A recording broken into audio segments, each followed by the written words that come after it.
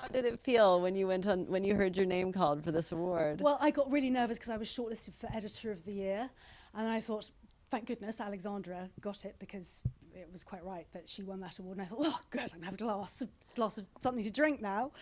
And so it came as a real surprise, and I think I was very flustered when I was up there. I felt very anxious and nervous, but so proud of what we've done over the last 2 years in defending these books against some very nefarious legal actions.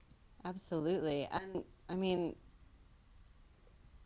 doing that has meant winning this award, which is the first of its kind. And just with the way that the world is at the moment, what does that mean to have the recognition for all that you've done? Well, it's huge. Really huge, and I am so grateful for the recognition. And we have had an extremely fraught 2 years defending Catherine Belton's book, but also Tom Burgess's book. And I did at one stage think I might as well join our legal team because I was spending so much time with them, and I didn't go into publishing to fight legal cases. But we were fighting for a very important principle, which is the freedom to publish without fear or favour things that we believe to be in the public interest and believe to be true. And these were abusive lawsuits against us. They were what we call slaps, and they're an abuse of the English legal system. And what I am so hoping is that our experience and the experience of lots of other writers who are suffering a similar thing can be used to get real reform to stop this kind of abuse of our legal system. Absolutely, absolutely. And the context, or the backdrop of this, with obviously everything that's happening in the world, and also just the way that the last 2 years have sort of shaped our response to global issues, the way that we publish. I mean, do you feel that this could have even happened in another sort of time? It feels so sort of unique to where we are right now that you've been able to do this. It does. But, all the people who came after us, without exception, are now sanctioned.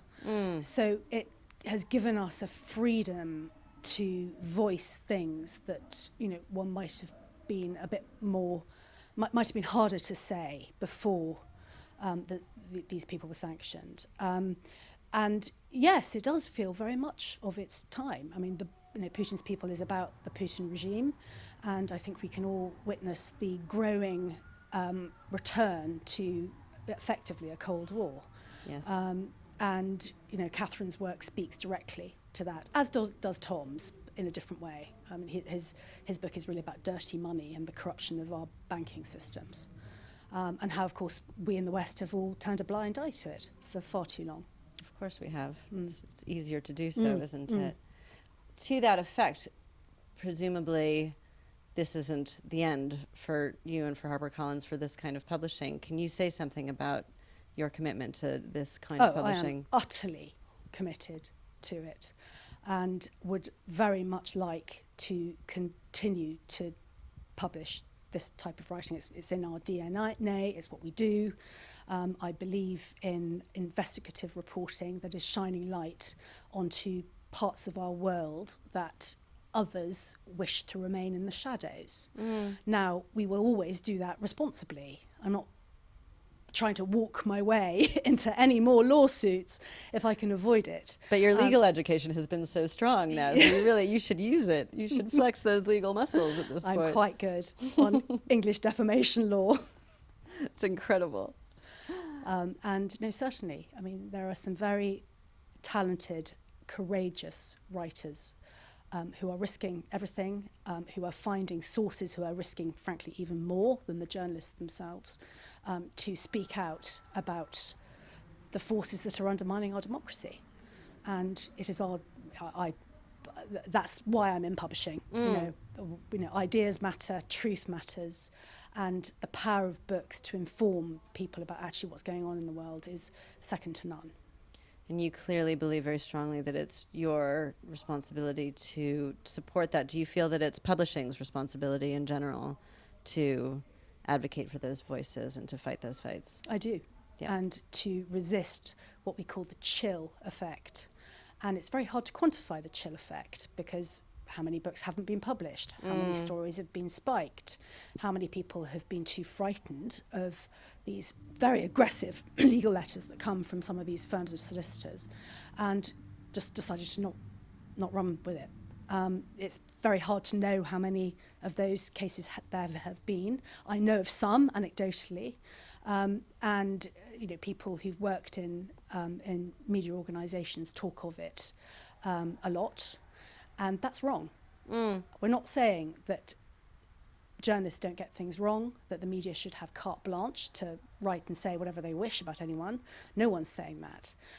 But these lawsuits that we fought, and which other people are still fighting, are abuses of our legal system, and that needs to be stopped.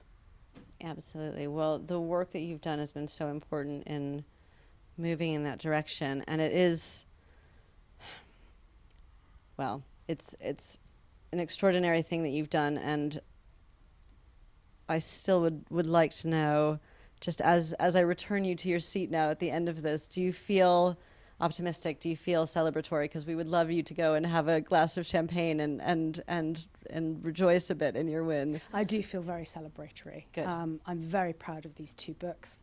We emerged from these cases completely victorious, and there were times where that might have not been the outcome, but it was the outcome. And we did that. HarperCollins have just been phenomenal, as have News, the parent company, really supporting my publishing. So it's a huge celebratory moment for the books, for the list, for the company, and by association, me. Well, congratulations and thank you for everything that you've done, and I hope you really enjoy the rest of your evening. Thank you so much.